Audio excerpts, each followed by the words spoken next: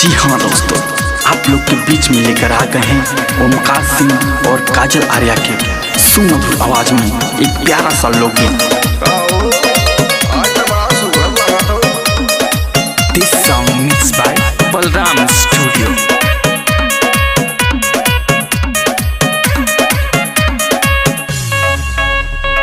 हमारा पसंद के बारू आइटमवाए जनवा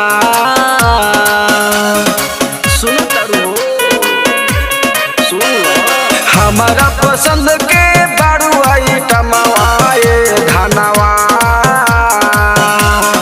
अब नाली पोट जा देहिया में सोट जा मान जाए जनवा। अब नाली पोट जा देहिया में सोट जा मान जाए जनवा।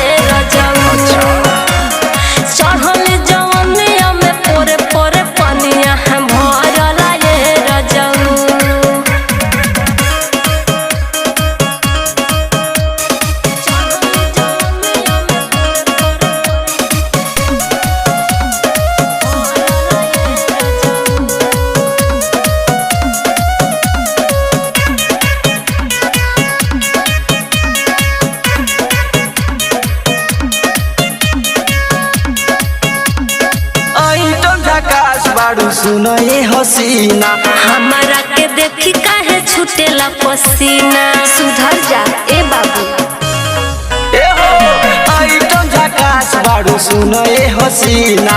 हमारा के देखी काहे छूटेला पसीना। ऊंच खालो दे तो हर ले ले ला परनवा ए धनवा। ऊंच खालो दे तो हर ले ले ला परनवा ए धनवा।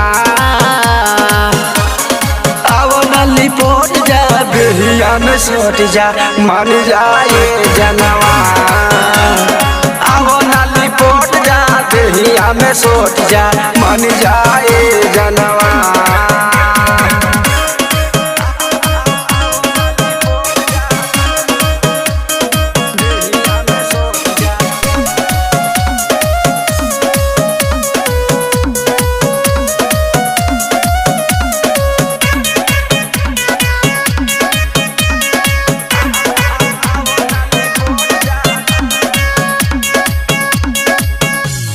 रूपवा तोहार देखी लोग पगलाला। ओमकार पिया रउआ करी जनी हाला। अरे मान जाए रूपवा तोहार देखी लोग पगलाला। ओमकार पिया रउआ करी जनी हाला। काजल रे हई जन्म से सोझाउए रजाऊ। अच्छा काजल रे हई जन्म से सोझाउए रजाऊ। चढ़ल जवनिया में पूरे पूरे पनिया भरल ये रजाऊ। चढ़ल जवनिया में पूरे पूरे पनिया भरल ये रजाऊ।